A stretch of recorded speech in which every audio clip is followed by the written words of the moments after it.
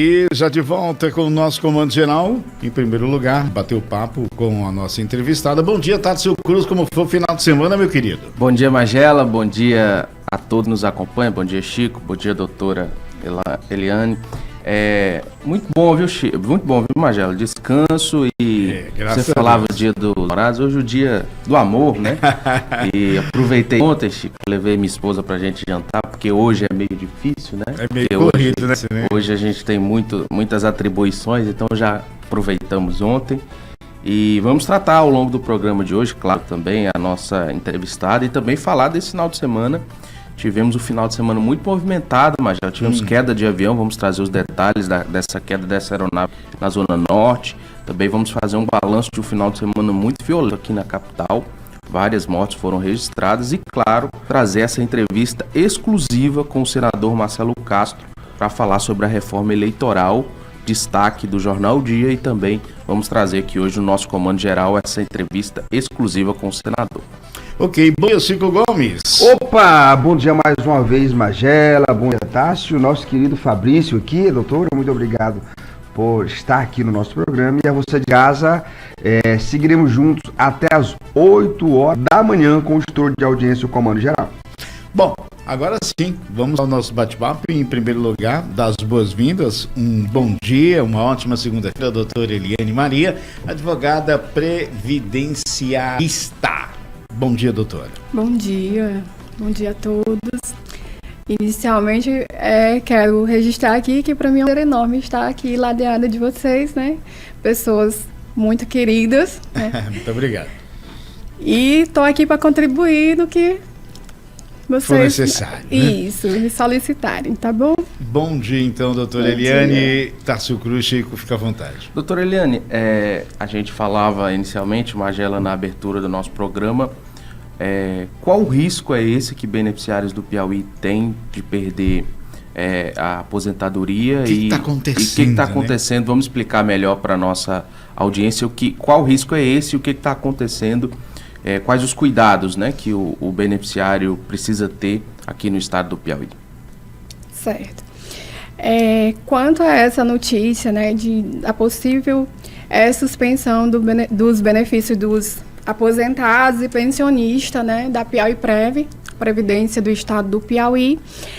Essa é exclusiva dos beneficiários do Piauí, da Previdência do Piauí. É regime próprio do Estado do Piauí, tá? Ela não se refere ao regime geral, que seria o INSS, tá? Ela é bem específica.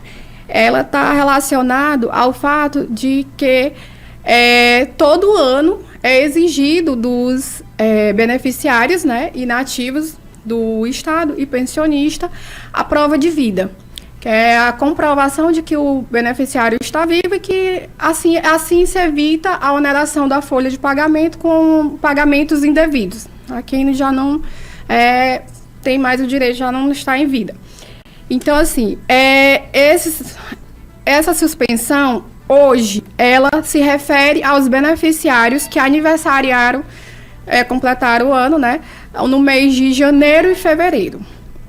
São essas pessoas que estão correndo risco. Eu trouxe aqui o número divulgado pela Piauí Prev.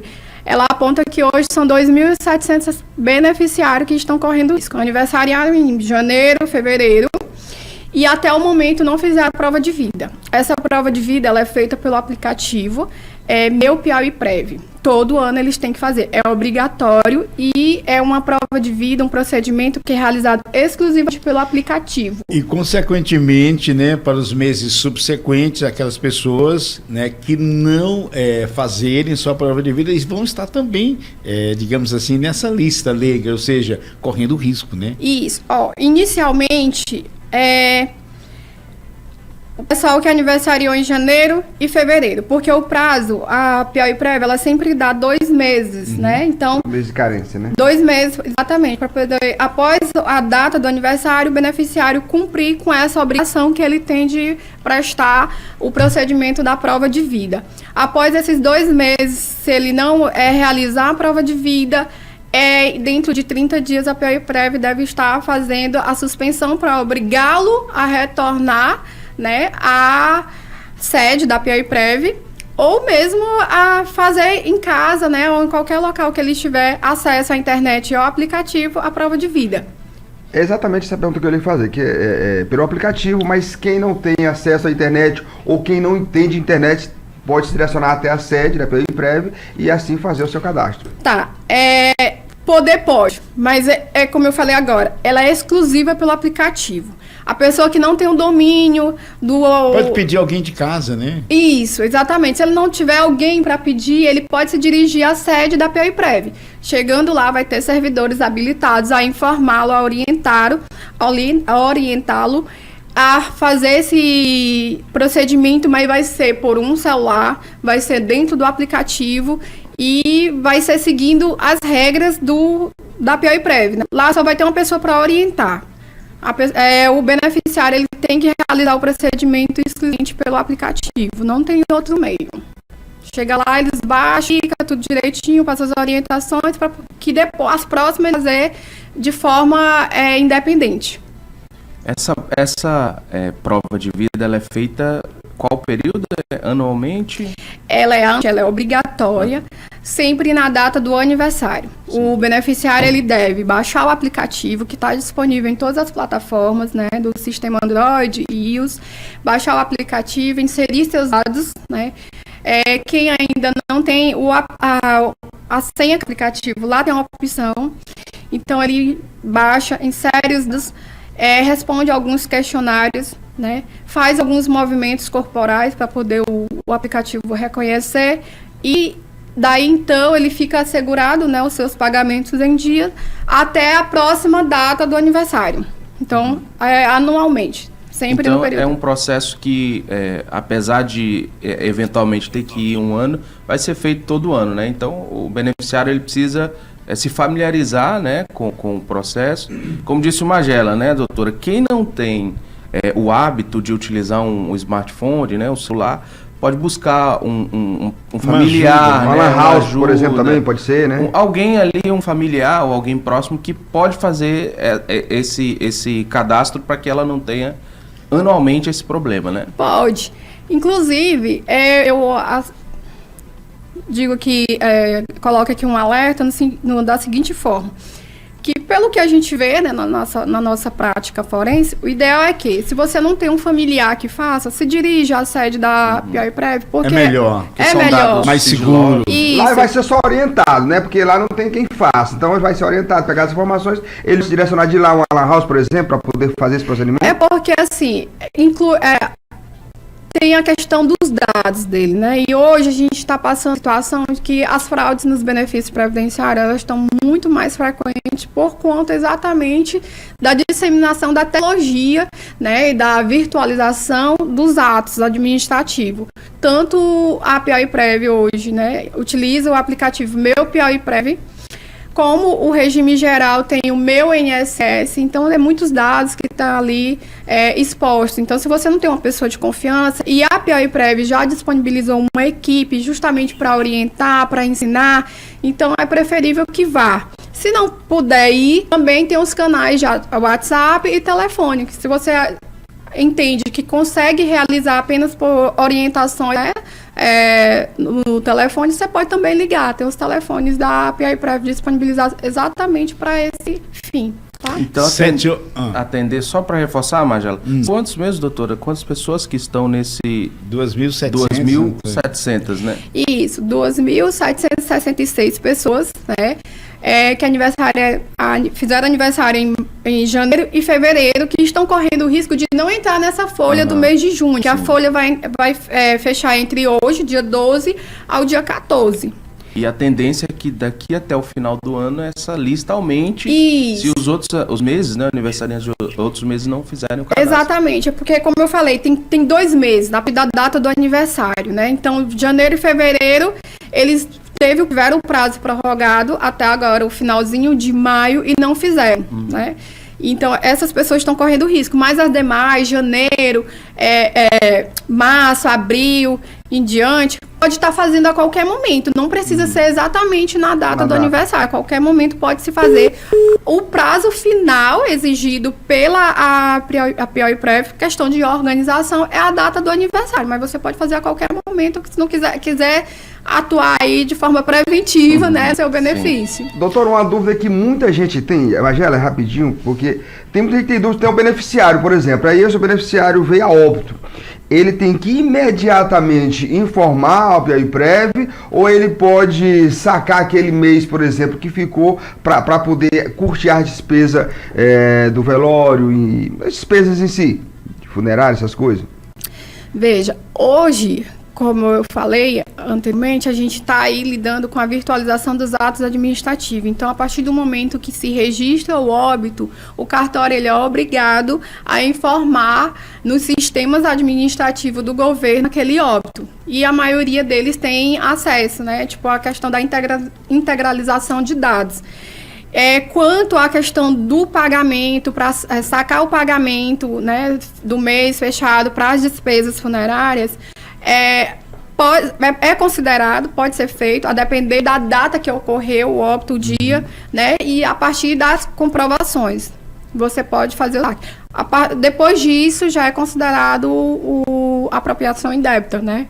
O recebimento indevido. Em Teresina, 7h20, tem gente ao telefone. Alô, bom dia. Muito bom dia, Magela, e demais presentes do estúdio. Estou retornando, Magela. Pode falar. Bom dia, a doutora aí, dando esses esclarecimentos. Eu acho essa exigência da comprovação de vida um ato estúpido, desnecessário. Com a tecnologia que nós temos hoje, é fácil. Só fazer a comparação de dados CPF, por exemplo. Comparar com quem votou, comparar com quem não votou. Não, quem não votou não. Comparar com quem for médico, comparou com quem comprou medicamento na farmácia e vai. São tantas situações, seria muito melhor, mais saudável, do que importunar principalmente o aposentado idoso. Na minha avaliação, é uma falta de desse compromisso e, acima de tudo, muita responsabilidade para com cidadão e cidadã idosos. Um abraço do Carlos Amorim. Bom, é muito complicado essa situação, né? Porque o sistema, né, ele procura uma maneira, né, uma maneira mais ágil, mais rápida e única, né, de identificar. Porque já pensou o sistema ter que vasculhar tudo isso, realmente fica mais complicado essa prova, ficaria mais complicado essa prova de vida. Então, uma maneira viável seria essa que é atualmente, apesar de ser injusta para eu acho, na minha opinião, que é injusta para aquele que não tem mobilidade. Aquele que está acamado, por exemplo, não tem como sair de casa. Eu já vi muita gente praticamente numa maca. Você tem que ser levado ao banco. Eu já vi para poder fazer a prova de vida, senão não recebe. É complicado isso. É muito complicado se considerar. São muitas vezes, né? Uhum. Quanto à alegação do Carlos Amorim, do ouvinte, né? Então, o que eu quero dizer não estou defendendo aqui a forma, né? O órgão que trabalha, que administra, ele tem tentado... A doutora está aqui para explicar algumas situações, né? Ela não faz parte do órgão. Exato. Ele tem tentado, de todas as formas, evitar exatamente os pagamentos indevidos, né? Seria muito bom se todos cumprissem com suas obrigações e assim ele não precisaria agir dessa forma, né? Hoje, com a minha lida, né, no previdenciário, muitas são as vezes em que eu sou procurada por pessoas, por terceiros, que tiveram o benefício de um parente falecido bloqueado, procurado para registrar o óbito, sabe? Hoje eu tenho um processo de óbito de 3 anos atrás, 2020. Que a pessoa recebeu 3 anos. Recebeu, não informou o óbito, não registrou o óbito, então o sistema não teve como verificar que aquela pessoa já era falecida e bloquear de imediato o pagamento do benefício.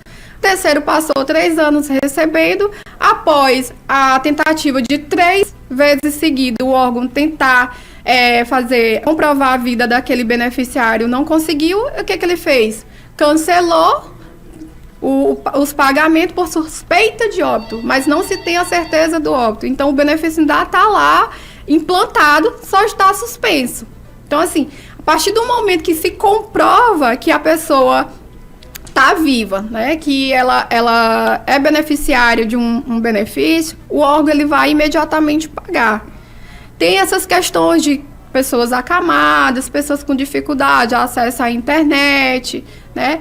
Mas o órgão tem dado várias outras formas de você realizar essa prova de vida, né? É o contato telefônico, o WhatsApp, tem a próprio presencial, às vezes não tem condição de se deslocar, né? O que pode ocorrer, doutora? Um exemplo, a pessoa que teve ali o seu ente falecido, recebeu por uma determinada data, que é o caso que a senhora, né, acabou de mencionar,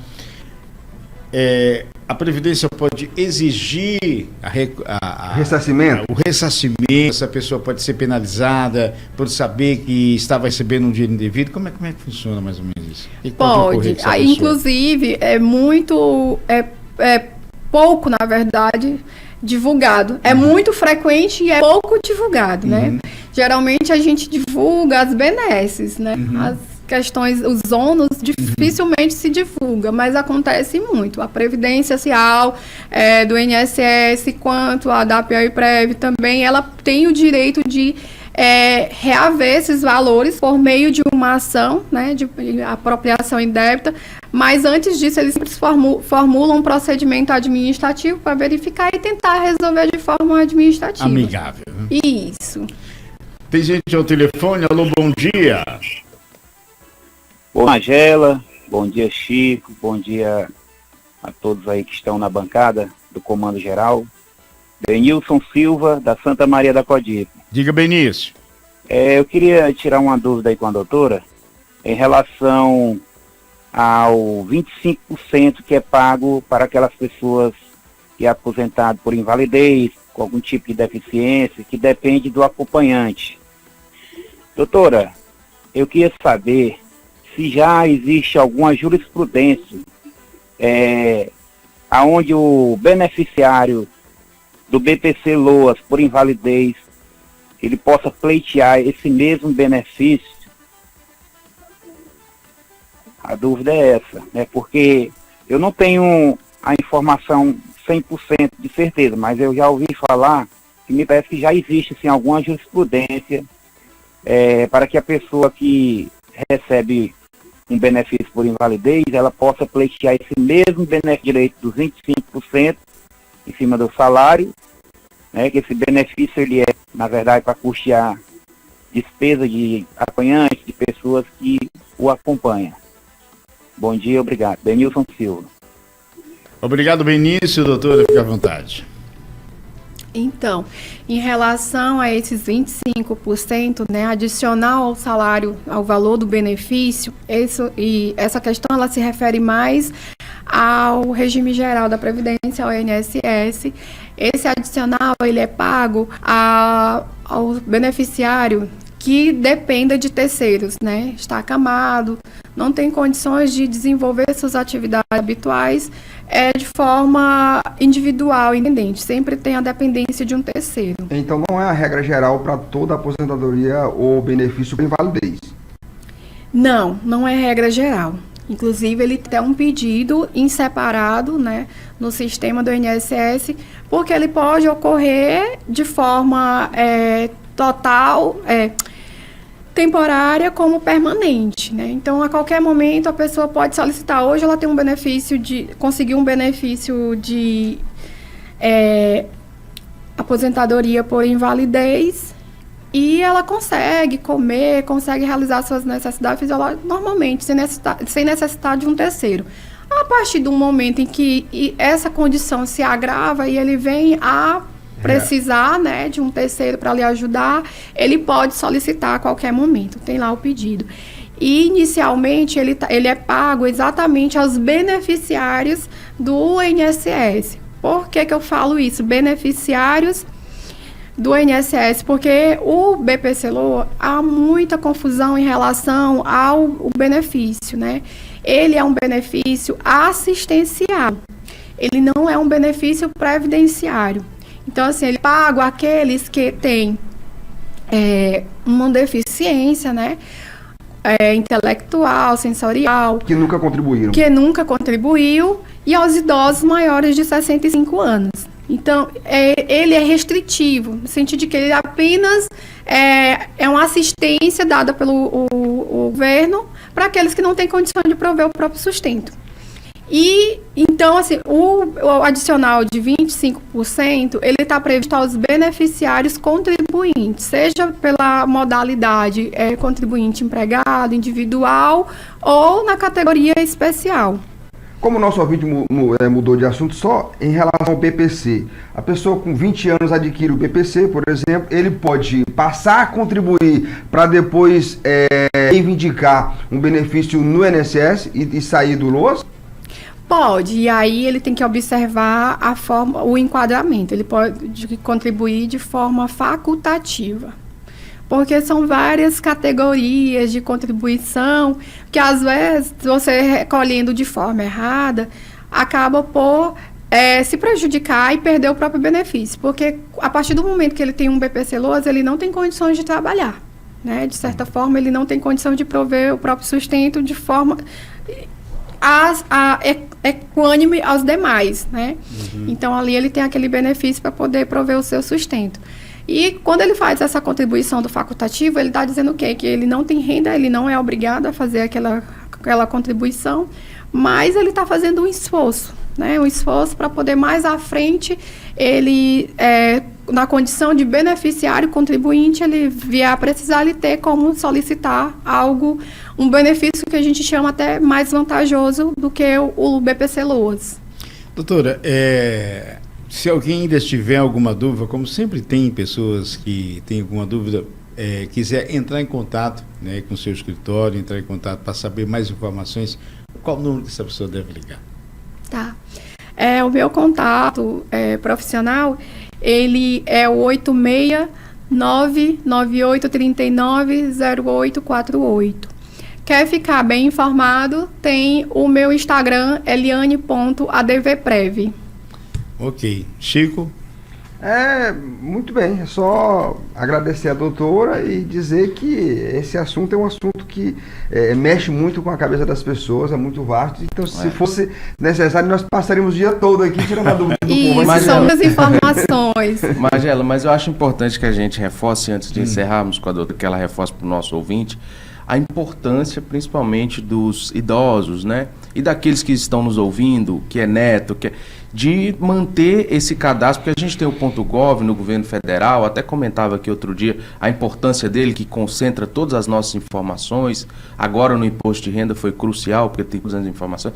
A importância desses idosos manterem os seus cadastros em meios digitais atualizados, né? Isso é fundamental, seja no regime geral, seja na Piauí Prev ou qualquer outro, né, doutora? Correto.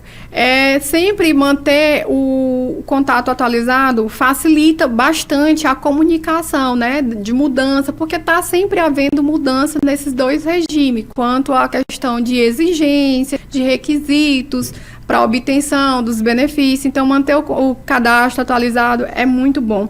Quanto à questão da exigência, da obrigatoriedade de prestar, né, de informar, fazer a prova de vida, eu coloco aqui uma saída para aqueles que têm bastante dificuldade, que não têm condição de se deslocar, que eu acredito que a preocupação maior são com esses que estão mais vulneráveis, né? Colocar sempre a situação para os familiares, né? Ou para aqueles que estão lhe prestando assistência. A gente sabe que tem a questão da saúde da família, onde o médico vai lá na casa, na residência daquele que está acamado, que não tem condições de se locomover. Então, assim, são profissionais que detêm um maior número de conhecimento, né? Possuem um grau de instrução melhor e que são pessoas que estão ali para lhe prestar assistência em todas as formas. Não se calar, não ficar esperando acontecer uma situação pior para depois pedir socorro. É pedir ajuda mesmo. Se não dá para pedir por telefone, não dá para poder ir até a sede da PAIPREV, pede um vizinho, alguém da sua confiança, mas não deixe de fazer, porque a gente sabe que na maioria das vezes essas situações de tempestade vêm na hora que a gente mais precisa, né? Então quem está agora correndo o risco de ter o benefício suspenso entre hoje, né, dia 12 até o dia 14, já tem as contas certinhas para poder pagar nesse mês, né? Então, se não vier, vai complicar ainda mais a vida da pessoa que, nessa fase da vida, que eu falo aí dos aposentados, pensionistas, sem considerar a questão de qualquer mazela, de qualquer patologia que deve sofrer. Posso ocorrer? Isso, exatamente. É um momento que a pessoa contou que iria descansar, né? Que as preocupações iriam diminuir. Então, para que essas preocupações diminuam, a gente tem que agir, de certa forma, com bastante prevenção, né? E pedir sempre ajuda. Se não puder contar com ninguém do lado, liga na PAIPREV, coloca a situação, pede para eles dar uma solução, que eu acredito que a melhor forma é essa e que eles não querem complicar a vida de ninguém. Eles querem mesmo só facilitar tanto o trabalho deles como a dos próprios beneficiários. Ok, o nosso muito obrigado, né, a doutora Eliane Maria, advogada previdenciarista, trazendo essas informações aqui no nosso Direito do Povo. Doutora, muito obrigado e até a próxima. Até.